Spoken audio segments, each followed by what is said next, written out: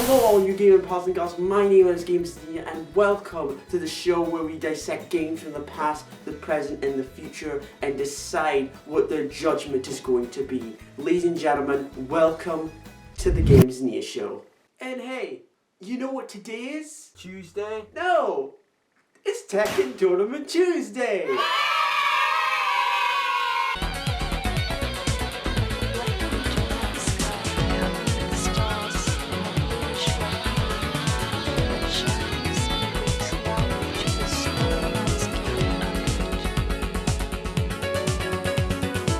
Actually, Gamessnia, it's a normal Tuesday, so it's not really Tekken Tournament Tuesday. Get it right.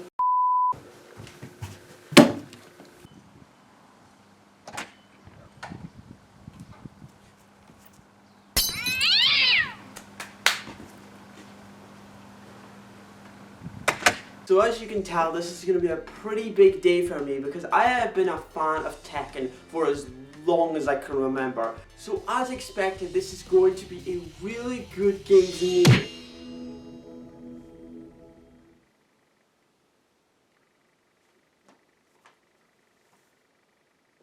Death by Degrees. Interesting, but thank you. I'll pass. I've got something in mind. Thank you for the suggestion, the generous suggestion, but I'm covered right now. I've got it. But anyway, yeah, we're going to be talking about Tekken 4 for Tekken Tournament Tuesday because I feel like it's the best. Again, thank you, but I've got something already. Thank you. I'll pass. Maybe next time. Anyway, like I was saying, Tekken 4 is interesting. It's a very interesting game to talk about because Tekken 5 is considered the best Tekken, Tekken 7 is possibly a bit of a mixed one, but also Tekken 4 is a bit more mixed than others. It's a bit more negative, and I truly believe that this was the best game to talk about for Tekken Tournament Tuesday, as it's a very interesting one to talk about with the broken mechanics, the art style of everything, and how it was the most interesting Tekken to talk about from a standpoint, and I just think it's a really good one to talk about. So, without further ado, Tekken 4 is going to be the game we're going to be talking about today. So, let's kick this off with the most controversial. Fuck's sake! I'll talk about it, okay? Stop fucking going on about it. This is Death by Degrees. So Death by Degrees, this is an interesting turn of events for today, as you saw that I initially wanted to cover Tekken 4 for Tekken Tournament Tuesday, as it seemed like an interesting one. But you know what, despite my reluctancy to play this, it's a spin-off game on my favourite Tekken character of all time, Nina Williams. I mean, yes, the opening makes me lost beyond comprehension, but I have no context to it, so it's not really fair in judgment to say that. So with that said, let's crack on with it. To jump right out the gate from that opening and past all these tutorials, I'll sign on as a little relief note that the plot for this game firsthand is kind of what I expected from a Nina Williams game, and I never saw Nina as the initial character that would get her own game spin-off. I expected that from something maybe like Yoshimitsu or King maybe, but because of the plot, it makes me understand Nina is the most ideal character to get her own spin-off and not the incorrect and stupid reason the developers gave us. Like, seriously? Most popular character at the time? Like, after Tekken 4? Not Jin, Heihachi, or Kazuya? Yeah, okay, I'm just not agreeing with that. It just makes perfect sense considering she's the world's most renowned assassin, and she does this all as her profession. This spin-off, however, derived from one of the most detailed and deepest fighting games out there, so the plot ain't that riveting, and that's passable, but I expect a nice take from the fighting system that doesn't seem too similar to Tekken because of its style of a 3D beat-em-up. Because let's be honest, if it had the same style of fighting as its originator, it would maybe make it monotonous and would slow the overall pace of the gameplay. So I'm glad to say this is not the case here, but what have they gave us instead? Well, the fighting here is nothing like the Tekken style of combat, which is good. I needed it to feel different considering it's transitioning into an action style beat 'em up. But in all honesty, I truly don't know how to feel about the combat system. It's got this whole 360 axis to it, and you have to flick the right stick in the direction of your enemy for your most basic attacks, which is fine, but you'll find it very strenuous on your thumbs the more you fight enemies. It's fun, don't get me wrong, especially when you get crowds of enemies and you knock out one enemy and that'll result in a bowling effect where the crowds of enemies will collapse. It is beyond satisfying to clear enemies like dominoes, but there's a bit more depth to the overall combat itself, and that's where I start to feel differently about it. And seriously, I love games that add depth to their combat. I actually find it really engaging when they do that, but in this game they confuse this whole system here way too much. Like, you can fight enemies with basic attacks just by flicking the right analog stick in a direction, and that seems really fine, and even though it is strenuous on your thumbs, it's actually really enjoyable. But to give more advanced attacks, which is the ones that deal more damage and are more effective against enemies, you have to hold the L1 button and hit certain inputs in a certain way, just like in the original Tekken games, to do classic moves like the Geyser Cannon and other famous Nina moves like the Blonde Bomb, but you can't dodge properly while holding down the L1 button. So in order to move freely, you have to let go of the L1 button just to escape these scenarios because the movement is so limited in the advanced combat mode. Confused? No? Well, how about we add 2 other combat modes for both melee weapons and guns that you have to switch to, but these modes lack the ability to block or dodge while holding down the L1 button, so you've got to quickly switch back to normal mode to dodge them, and like, calm the fuck down, Jesus! Like, why was this so necessary? Why did they have to make it the most overcomplicated thing ever? It's just a combat system. A combat system. All they had to do was make a combat mode and a weapon mode that just makes things more difficult to approach, and they need to be, and just hurts my brain with confusion. And the most annoying thing is that I haven't even properly advanced the game yet, and I'm getting so much shit thrown at me controls wise that through the first hour of playing this game, I was just so lost on how to, you know, play it. See, I think the combat is flawed because of all of that, but the sound effects and the various occasions of fighting crowds bring a lot of enjoyment, so at least it does its job at that. It's just so fucking satisfying to clear out waves and groups of enemies and having reinforcements come in and then having to deal with them with your combos and immediately send them packing. It's just fucking satisfying, especially when you start using the power to bend time at your own will with slow motion precision attacks that are called X-rays. Adding these to combat does make it feel a bit more approachable. In fact, I actually enjoy these X-rays attacks more than the actual combat itself. It's meant to be used in times of emergencies or critically damage your enemies, but I just used it every chance I got, as honestly it's the most effective way of dealing with crowds of enemies, as the damage can sometimes carry over to nearby enemies as well. But the only way to use these attacks is to fill up your focus bar up to a certain amount, which is fueled by connecting with normal moves and will enable you to activate these critical attacks. But hang on a mo, a beat 'em up game that has an upgrade system? Why the endless depth? Why is the depth so endless? The depth here just doesn't stop. It's a beat 'em up game, and it's got a vast upgrade system. There's just no need for it at all. But hey ho Harry, Death by Degrees decides to implement a good amount of it. And okay, it does add maybe a bit more time and thought into the combat, as you have so many choices on what skills you learn next, and some of them are extremely helpful, like the dodge attacks and the mixed combos, while others such as the weapon based upgrades are just not needed at all. Weapons overall just kind of feel near useless 80% of the time. I went through about 20 plus hours of this game and I only used my weapons about a total of 3 hours I think, and all because there's no difference between fighting with your fists and using your weapons, and that is not right. The damage output doesn't really feel that different either, especially when you bring out your swords, guns or explosives. The only time I really decided to use them properly for a good prolonged time was near the end or in the boss fights, just mainly to make things easier for myself, and not because I needed to use them. It's a nightmare trying to get through the last couple hours without weapons. It can't be done, no doubt about that. It's just so much easier on yourself and quicker to sheathe your sword out and start slicing and dicing everything in your path.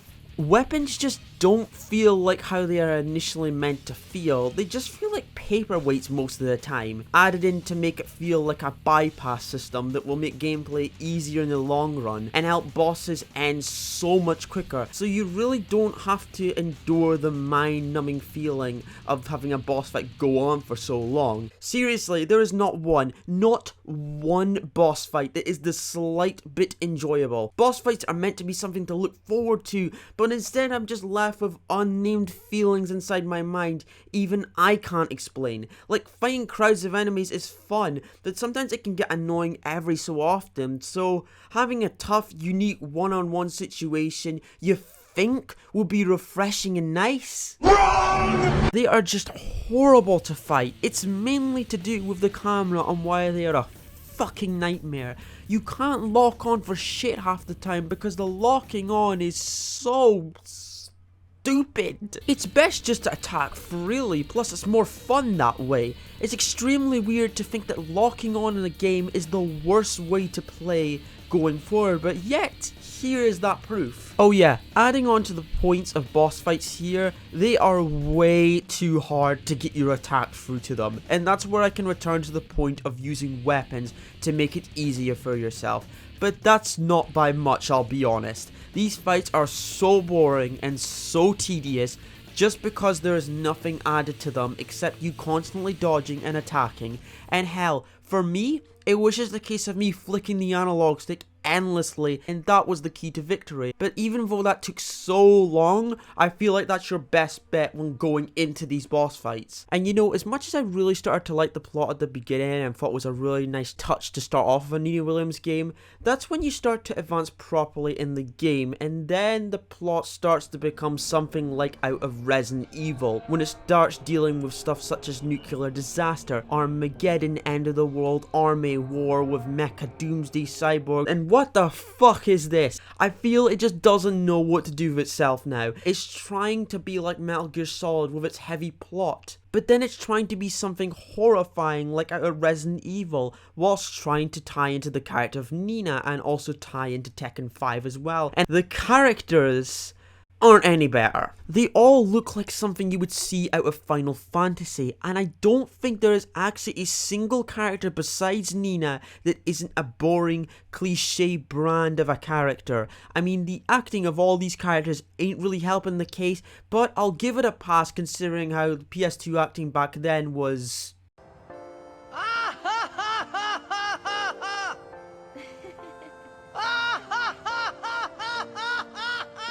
that. But there wasn't a single new character solely for this game that I enjoyed. They were all just laughably bad to watch, so there really is never any excitement to fight them when you get them as a boss fight. It's quite hysterical if you think about it. I do love, however, that this game doesn't forget where it comes from, you know, despite the plot being the most non-Tekken thing I've ever seen next to Blood Vengeance. You get cameos from Heihachi and his original voice actor, tons of Easter eggs teasing Tekken 5 which didn't come out at this point, and showing posters of previous Tekken games like Tekken 4 and Tag Team Tournament 1, and also getting to fight Anna in this game, even though that doesn't look anything like Anna, but still cool. But you know what, I'm enjoying this game a bit more that I play it actually. It's actually getting more fun once you have a good amount of upgrading done, because you actually have a fighting chance against your enemies, which is something you kind of need in a game like this. And preferably around about once you get outside this prison island, the combat actually starts to get a bit more better when you got to this island. You kind of do get a feel for it, strangely enough. It just gets much more natural to you the more you experiment with it, which shockingly enough, I'm starting to love the combat much more because of this. Plus, you gotta love some kick-ass hard rockin' music while busting heads.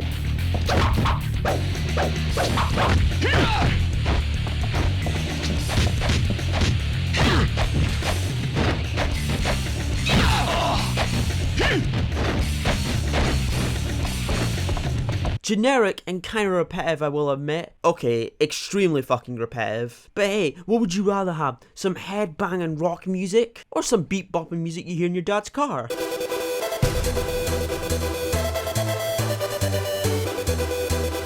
Oh, but you see this guy right here? That guy? I fucking hate him.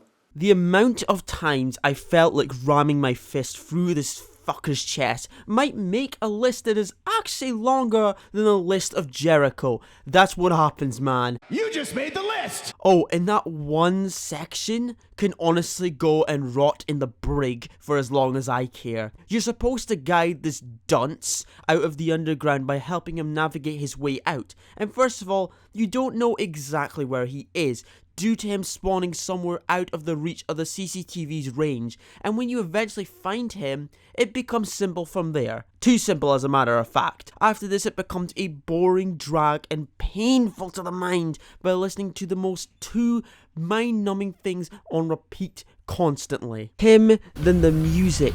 Him, then the music. Him, then the music. Him, then the music. Then him, then the music. Then him, music, him, music, him, music, him, music, him, music, him, music, him. Stop it! Please just stop. I just want to move on now. Something else. A lot of my enjoyment didn't actually come from the combat, as the best enjoyment I got was from these honeycomb puzzles. Seems like a bit of a negative, but no. These puzzle boxes you get are actually tricky bastards. All you have to do is get the numbers in order to unlock them, and you have an allotted amount of tries to do this. Now, that doesn't sound too hard, but oh, trust me, especially these last few boxes, those ones you don't fuck with. There's tons of these in the game, which normally give you storage for your weapons, which are mega useful for the last portion of the game, or are a big restock point in case you're running low on firearms at any given point. But luckily I found a lot of them, as finding your right way through all of this whole island is a nightmare.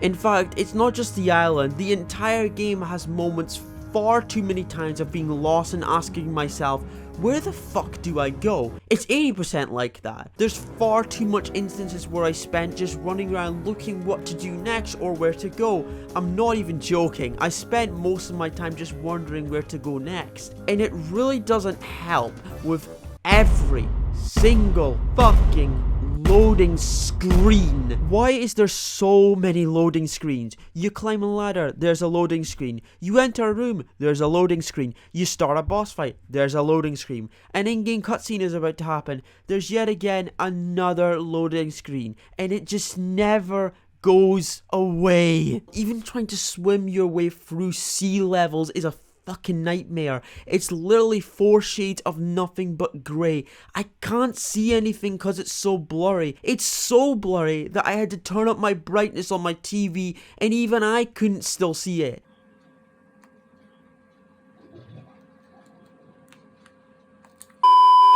I did note earlier that you don't need to use weapons, as you can get by with just normal combat. Yeah, forget everything I just told you when I said that. You'll need all the weapons you can find here. There's absolutely no debating this in the final act. You just stand no chance without them here. These new hybrid jack looking mother dildos are absurdly aggressive to fight, and if you are cornered, pray to God you don't lose too much health, because trust me, you will.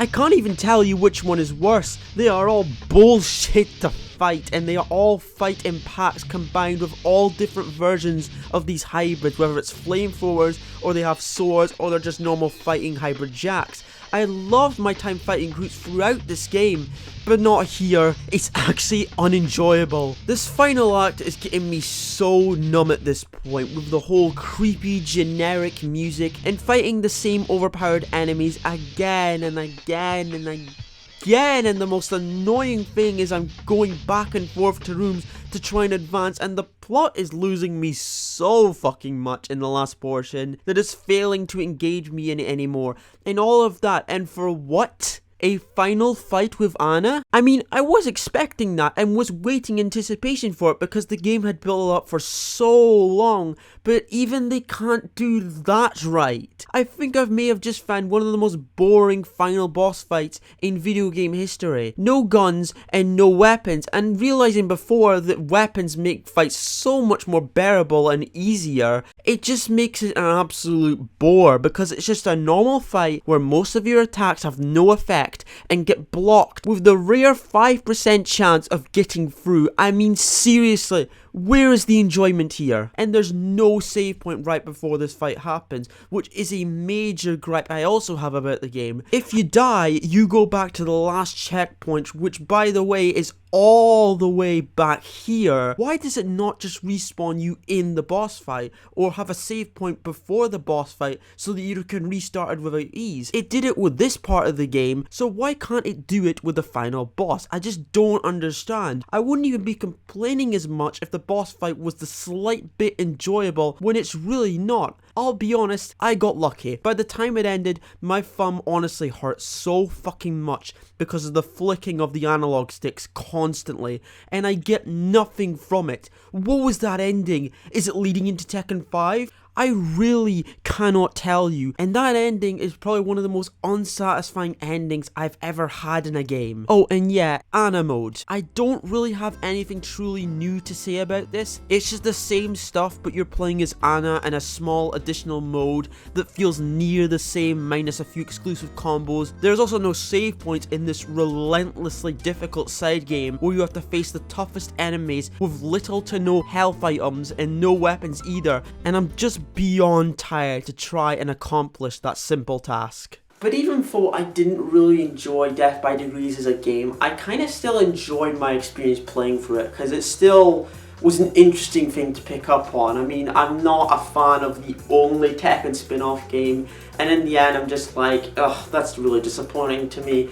I still enjoyed the time playing it because it's just kind of a weird feeling you have when you play a new game that you know nothing about, but you're really kind of in a weird way excited for it. It's a strange feeling, and that's just generally what this whole journey of mine has been ever since creating the Gamessnia show. Until the next video, of course, I will all see you in the very next video of the Gamessnia show, and until then guys, Gamessnia signing off.